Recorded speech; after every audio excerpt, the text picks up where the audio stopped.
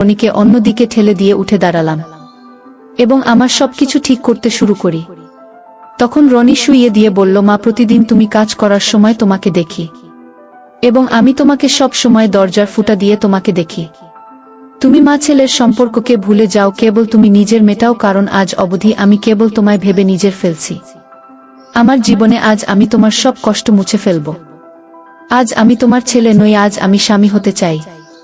এই বলে রনি মনের সুখে আবুল তাবুল বলছে। তখন আমি সমস্ত কিছু ভুলে গেলাম। আমার নিজের উপর নিয়ন্ত্রণ ছিল না।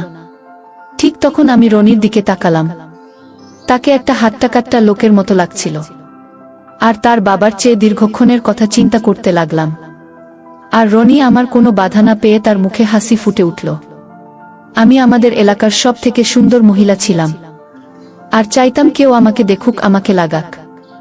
আমি বললাম, রনি, আমাকে তুই দে এবং আমাকে নিয়ে তোর মনে যা আসে তাই কর। আমাকে মেরে ফেলো, আমাকে গালাগালি কর, তুই যা চাস তাই কর। আজ তোকে কিছু বলবো না, আজ তুই আমার স্বামী। আমার কষ্ট মুছে দে রনি। আমি তোমাকে সত্যিকারের বউ বানিয়ে নেব।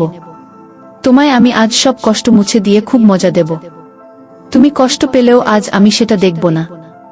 আমি আজ পুরো এলাকাটি জানাতে চাই যে তুমি আমার সাথে আছো।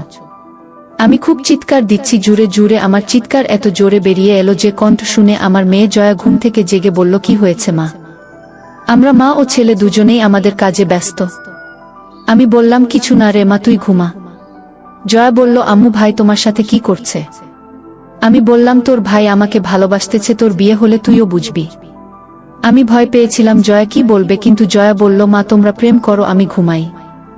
জয়ার কথা শুনে আমরা মা ছেলে হেসে উঠলাম।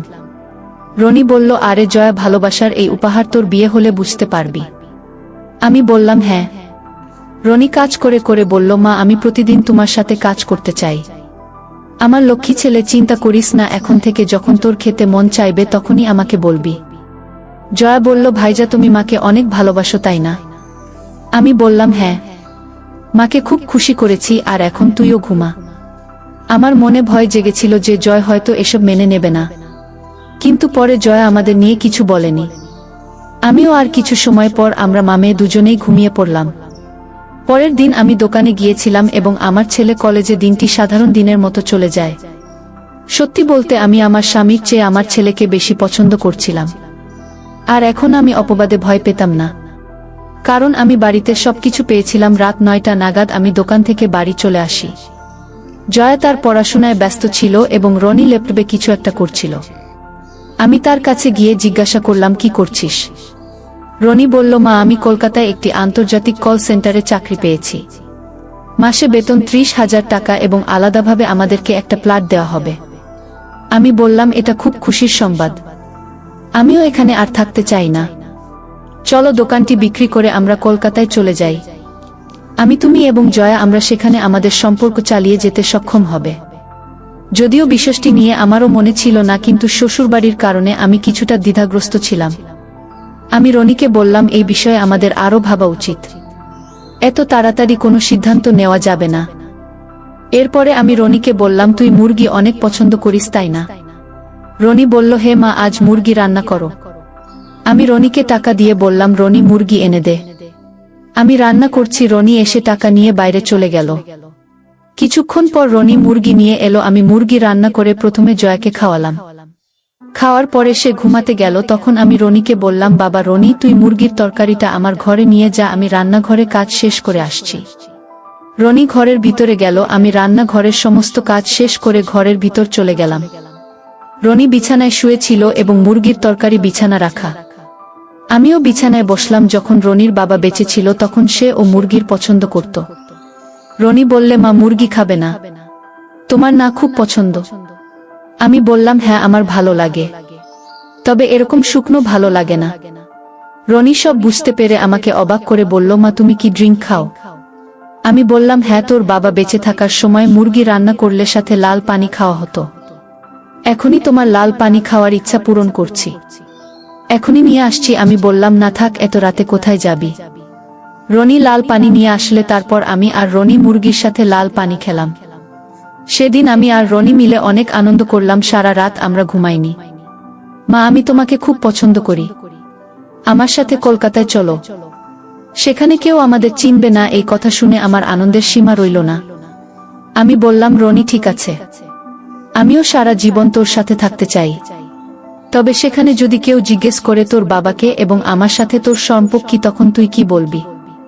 বলল, মা তুমি চিন্তা করো না, বট শহরে কাউকে নিয়ে কেউ ভাবে না। তারপরও যদি কেউ জিজ্ঞাসা করে আমি বলবো যে আমি তোমার স্বামী। আমি বললাম, রনি তাহলে ঠিক আছে, সেখানে আমাদের কেউ চিনবে না, সমাজে কেউ কিছুই বলবে না এবং আমরা বাকিটা জীবন সুন্দরভাবে উপভোগ করতে পারবো। আর যখন তুই বিয়ে করতে চাইবে তখন আমরা অন্য শহরে চলে যাব। মা আমি আর বিয়ে করব না, তোমাকে পেয়ে আমি খুশি। রনির কথা শুনে আমিও আনন্দে হেসে উঠলাম। তুমি কি বলছো মা? যত তাড়াতাড়ি সম্ভব পরিকল্পনা করতে হবে। কিন্তু জয়া কিভাবে বুঝাবো? আমি বললাম, আমি তাকে বোঝাবো, তুই চিন্তা করিস না, আমি তাকে সব বোঝাবো। তবে আমিও তোর কাছ থেকে একটি জিনিস চাই। পরদিন সকাল 8টায় উঠলাম। আমাদের ঘুমে দেখে জয়া স্কুলে চলে গেছে। তবে এটা আমাদের পক্ষে ভালোই ছিল। তাই সকালের নাস্তা শেষে আমরা পরিকল্পনা তৈরিতে ব্যস্ত হয়ে পড়ি। ব্যাপারটা কি হবে এবং তাকে কিভাবে রাজি করা যায়।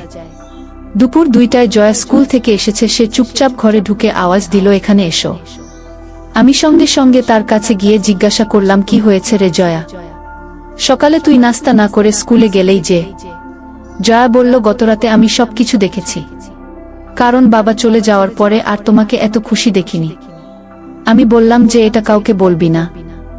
আর এখন আমরা সবাই কলকাতায় যাব, তাই নাকি মা? জয়া খুশি হয়ে যায়। তবে আমার পড়াশোনা ঠিকঠাক হবে তো? আমি কাউকে কিছু বলবো না। তুমি আর ভাইজা যা ঠিক মনে করো তাই করো, আমি তোমাদের পুরোপুরি সমর্থন করব। এই কথা শুনে আমার মন খুশিতে ভরে গেল এবং আমি রনিকে সব বললাম। এর কয়েকদিন পর আমরা কলকাতায় রওনা দেওয়ার